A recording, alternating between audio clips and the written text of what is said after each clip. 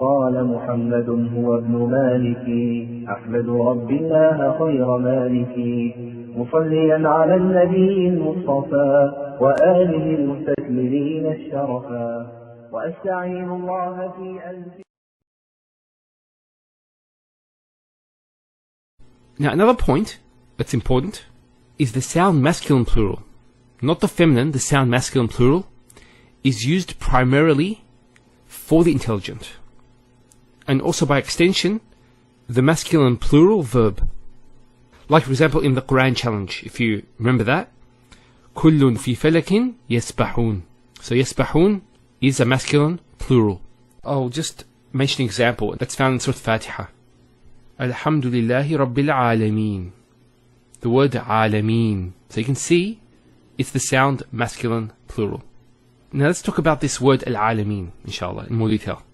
So here's the singular, Alam. This word Alam is on the pattern of Fa'al. Now this pattern is on a rare pattern of the Ism Ala. Now the Ism Ala, we'll speak about this type of noun later on, is a noun used for an instrument or an object. Now in basic grammar we're taught about certain patterns that denote an object. Now for example, mif'al. But this pattern here, fa'al, is a rare pattern. Now another example, we spoke about this in another lesson, about the word khatam. It's on the same pattern as fa'al. Khatama means to seal something. It's the final seal. So what the khatam is, it's that seal. The actual seal is the khatam. So you can think of it as the object that is used to seal. So similarly, alam, you can think of this as an object or an instrument. What scholars say is that it comes from the word ilm, knowledge, and alama, a sign. So in other words, it's the instrument or object that one uses to know and to learn. Now, with alam, when you put the alif lam, al-alam, it refers to a specific genus. So we have different types of signs. We have signs in the animals, in the heavens, and so on. Each of these denotes a specific alam. Now, what's happening here is it's giving the sound masculine plural. So it denotes every single alam, every single genus, that is a sign through which one knows and learns. Knows and learns about what? About Allah subhanahu wa ta'ala. So these are all signs through which we learn about our Creator. And all these signs indicate the oneness of Allah subhanahu wa ta'ala, the Tawheed. There's actually another plural for alam. It's awalim, which is a broken plural. And the reason why this broken plural was not used is because it doesn't indicate intelligence. However, when we use the sound masculine, it indicates both the intelligent as well as the non-intelligent. So everything in the universe. But the specific emphasis on the intelligent. So it indicates both the intelligent and the non-intelligent altogether. So the Lord of the worlds. And the sound masculine plural also indicates the intelligence of the design. So we spoke about the sound plural. Now we'll talk about the broken plural. Now we have the word, for example, shahr.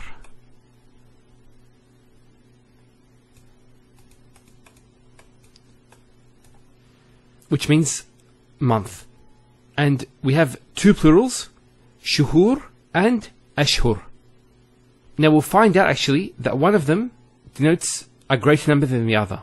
In fact, shuhur is greater in number than ashhur. Now for example, when Allah refers to the months of the year, the 12 months, it uses shuhur. While when it refers to the sacred months, the 4 sacred months, it uses ashhur. And also, the plural for kafir. There's actually 3 plurals used in the Qur'an. Kuffar, kafara, and kafirun. So we have sound masculine, and we have 2 broken plurals. So we'll talk about the difference, inshallah, later on, as we progress through the lessons.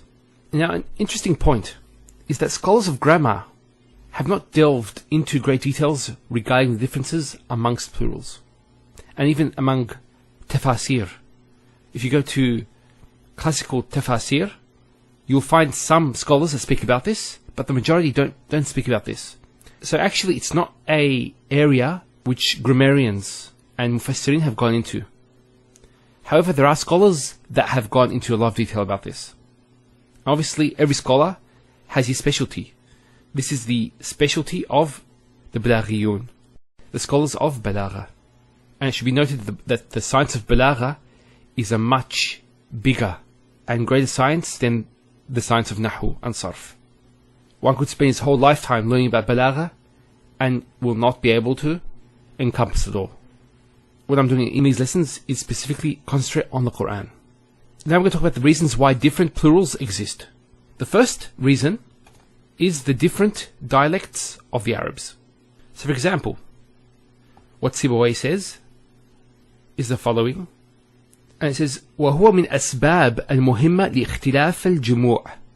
So the difference of dialect actually is a very important reason for this difference. And then he mentions examples. وَذَلِكَ كَالْأَقْوُوسِ وَأَقْوَاسِ. So we have these two plurals, aqwus and aqwas, and it is the jama' or the plural of qaws. Qaws means a bow, so the ones that archers use. And we have both of these plurals used by different Arab tribes. Similarly, al-amkina wal-amkun is the jama' of makan. And we also have another plural, amakin. And then we have fisal and fusul, jama' fasl. And so fasl has two plurals as well.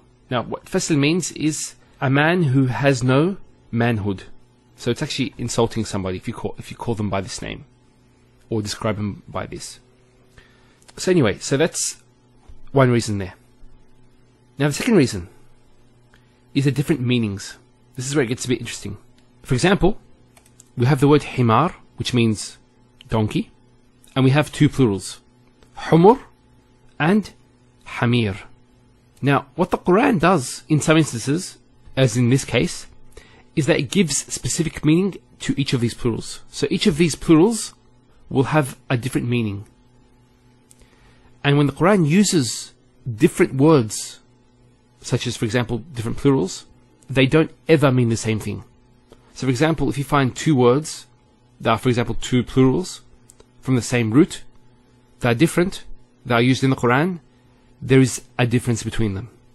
So, for example, ikhwan and ikhwa, they're both plurals of akh, brother, but they don't mean the same thing. Similarly here, humur and hamir have different meanings. So let's explain what they mean, inshallah. So it says here, and he created the horses, mules and donkeys for you to ride, and as adornment. And he creates that which you do not know. So here the word hamir is used. So you have the khayl, the bighal, and the hamir, that you ride it. So hamir actually, when it's used in the Qur'an, refers to a domesticated donkey. So for example, a donkey found on the farm, one that you ride. On the other hand, this is in Surah Al-Mudaththir, كَأَنَّهُمْ حُمُرٌ مُسْتَنْفِرَةٌ فَرَّتْ مِنْ قَسْوَرَةٍ, as if they were alarmed donkeys. So ones that are frightened. فَرَّتْ مِنْ قَسْوَرَةٍ, fleeing from a lion. So qaswara is actually one of the names of a lion. So it's talking here about wild donkeys, found in the wild, fleeing from a lion.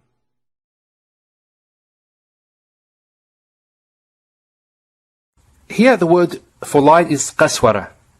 Now what's interesting actually is the word qaswara is being used here. Now we know lion in Arabic, the most common word is asad. And we have other words like, for example, layth, abbas.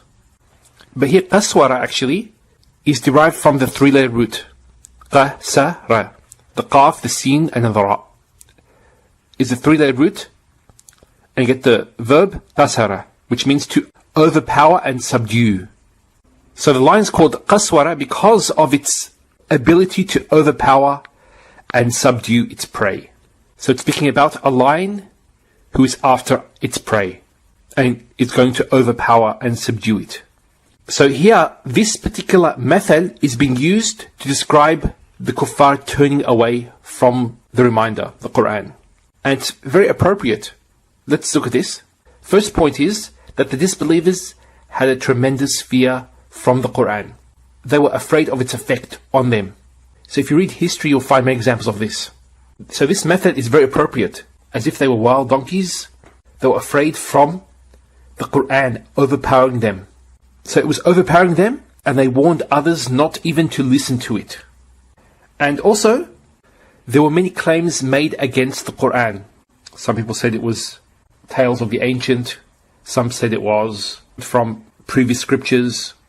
Some said that it was the word of a soothsayer. Some said it was magic. And the list goes on. And we can represent the lion by the Qur'an and the effect that it has upon them. When the wild donkeys were confronted with the lion, they all fled in different ways and directions. So it's representative there of their different claims that they had. And what's interesting actually, in the beginning of the surah, it mentions the thought process of the greatest of the poets in Mecca, Al-Walid ibn al-Mughira. So the leaders of Kuffar went to him and said, we need to come up with a consistent theory or a consistent claim against the Qur'an that we all can say against it. And they wanted people to turn away from the Qur'an, so that they assigned Al-Walid ibn Mughira to say something against it. And that thought process is mentioned in Surah Al-Mudaththir. And at the end he said, In hadha illa sihwi yu'thar. Verily this is magic which affects people, in that it separates husband and wife, the children against the parents, and so on. That was the claim that he made. So here Al-Walid ibn al-Mughira is indirectly saying that there's something remarkable about the Qur'an. It has an effect on humans when they hear it. And this is why, as soon as there was anything related to the Qur'an, they would just turn away, the way that a wild donkey turns away from a lion that wants to catch its prey. So that's briefly about that. وصلى الله على سيدنا محمد وعلى آله وصحبه وسلم والحمد لله رب العالمين. مصليا على النبي المصطفى وآله المستكملين الشرفا وأستعين الله في ألف